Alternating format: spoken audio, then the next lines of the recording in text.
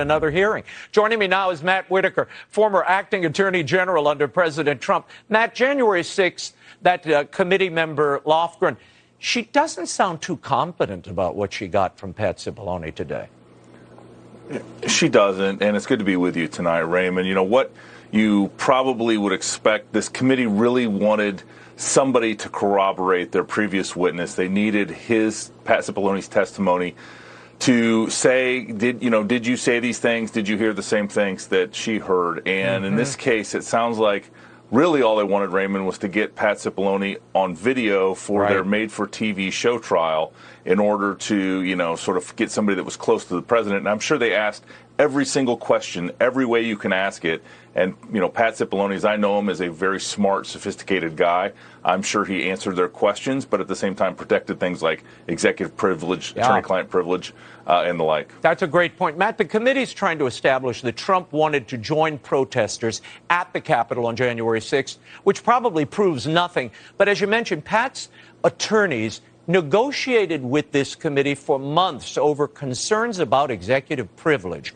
Why is that so important here? Well, you remember, we have a constitutional system that has a separation of powers, Raymond, and so the Congress should not be able to sniff into and look into the advice that the president is getting from his most trusted advisors, especially his lawyer as the White House counsel. And so, this is a very important area that needs to be protected. And in fact, remember, Pat was able to negotiate through his lawyers that he was not actually subpoenaed. He appeared voluntarily. That means the threat of being held in contempt, like 4 other witnesses have been held in contempt, was taken off the table. Here's the most pressing question the New York Times wants Pat Cipollone to answer.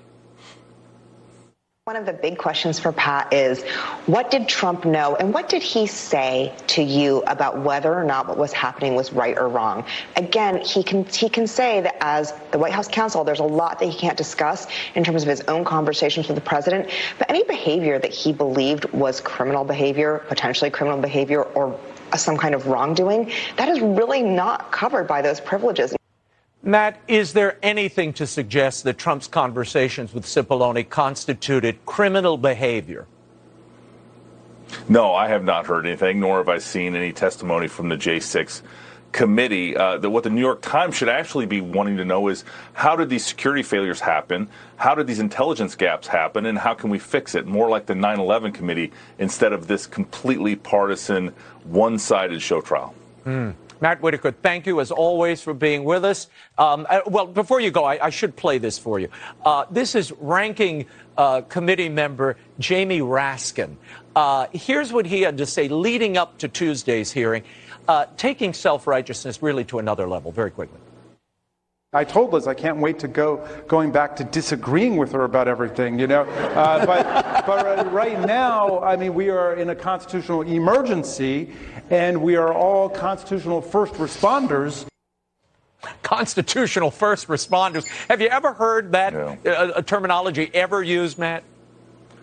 No. And in fact, people like Jamie Raskin and Zoe Lofgren and others on this committee and Liz Cheney are not going to save the republic. Unfortunately, they are what's destroying the republic through these partisan gamesmanship instead of addressing the important issues that are facing the American people right now. Matt Whitaker, thank you for being with us. Up next.